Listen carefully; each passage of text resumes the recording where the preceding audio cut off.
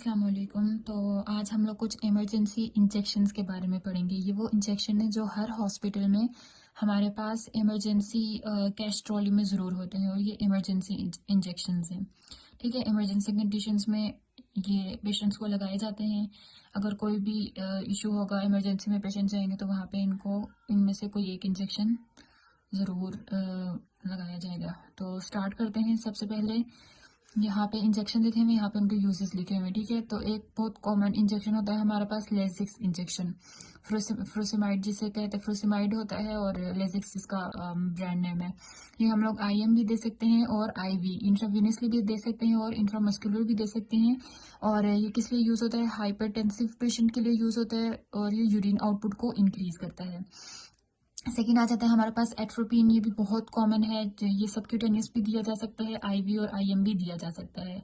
ये किस लिए यूज होता है? ब्रेडिकार्डिया के लिए, और ये एंटीडोट है ऑर्गेनोफॉस्फेट पॉइजनिंग के लिए। किसी अगर पेशेंट को ऑर्गेनोफॉस्फेट पॉइजनिंग हो गई है तो उसको हम एट्रोपिन लगाएंगे ताकि वो ठीक हो जाए, रिकवर हो जाए। फिर तीसरा इंजेक्शन है, ये भी बहुत कॉमन है, डिजॉक्सिन होता है। ये तो आपने सुना ही होगा। मायोकार्डियल इन्फाक्शन अगर किसी पेशेंट को हो जाए या हार्ट फेलियर हो जाए तो उसमें हम लोग डिजॉक्सिन लगाते हैं। ये सिर्फ आईवी यूज के लिए होता है। फिर हमारे पास पोटेशियम क्लोराइड आ जाता है। ये आईवी यूज करते हैं हम लोग, और ये डायरेक्ट पेशेंट पे यूज नहीं करते। इसको हम लोग इन्फ्यूजन में यूज करते हैं, ड्रिप्स में डाल के फिर यूज करते हैं पोटेशियम क्लोराइड। और ये हाइपोकेलीमिया, किसी पेशेंट में अगर पोटेशियम का लेवल कम हो जाए तो उसको हम पोटेशियम क्लोराइड आईवी के थ्रू देते हैं। ठीक है, उसके बाद हमारे पास आ जाता है कैल्शियम ग्लूकोनेट। ये हम हाइपोकैल्सीमिया, जिन पेशेंट में कैल्शियम लेवल कम हो जाए या मैग्नीशियम टॉक्सिसिटी हो जाए तो उनको हम कैल्शियम ग्लूकोनेट लगाते हैं, और ये हम आईएम भी लगा सकते हैं और आईवी भी लगा सकते हैं। फिर हमारे पास आ जाता है सोडा बाइकार्बोनेट। ये हम लोग सिर्फ आईवी ही यूज करते हैं। ये चीज हमें अपने माइंड में जरूर रखनी चाहिए, और इस चीज का बहुत ख्याल रखना चाहिए कि जो मेडिसिन हमें आईवी में यूज करनी होती है वो हम आईवी में ही करते हैं, जो आईएम में करनी होती है वो आईएम में ही करते हैं। कुछ ऐसी मेडिकेशंस भी होती हैं जो आईवी आईएम भी यूज कर सकते हैं, लेकिन जो होती हैं स्पेसिफिक होती हैं आईवी, तो उनको हम आईवी ही यूज करेंगे। तो सोडा बाइकार्बोनेट हम यूज करेंगे हाइपरकेलीमिया में और कोकेन टॉक्सिसिटी में। ठीक है, हाइपोकेलीमिया हमने पढ़ा था ना, पोटेशियम क्लोराइड यूज करेंगे हाइपोकेलीमिया में, और अगर हाइपरकेलीमिया हो जाएगा तो उसके लिए हम यूज करेंगे सोडा बाइकार्बोनेट। फिर हमारे पास इंजेक्शन एविल आ जाता है। वो एलर्जिक कंडीशंस जैसे कि रनी नोज किसी को हो जाए तो आंखों से पानी आना शुरू हो जाए, ये एलर्जिक कंडीशंस होती हैं, इसके लिए हमारे पास एविल इंजेक्शन होता है, और ये हम आईवी और आईएम दोनों दे सकते हैं।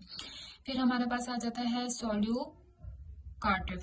ठीक है, हाइड्रोकोर्टिसोन, ये भी बहुत कॉमन है। ये हम लोग स्किन एलर्जिक कंडीशन में भी देते हैं, अस्थमा में भी देते हैं, और ऑटो इम्यून डिजीज में भी देते हैं। आईवी और आईएम भी दे सकते हैं। ये सोलोकार्टिफ नाम है इसका।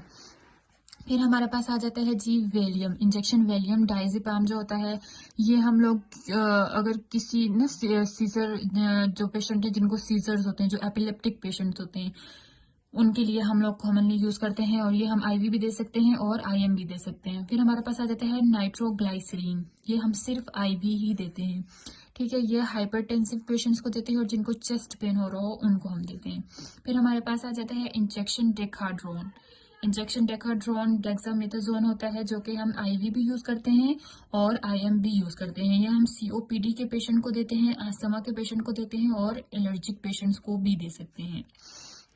फिर हमारे पास इंजेक्शन आ जाता है ट्रांसअमीन। ट्रांसअमीन कौन सा है?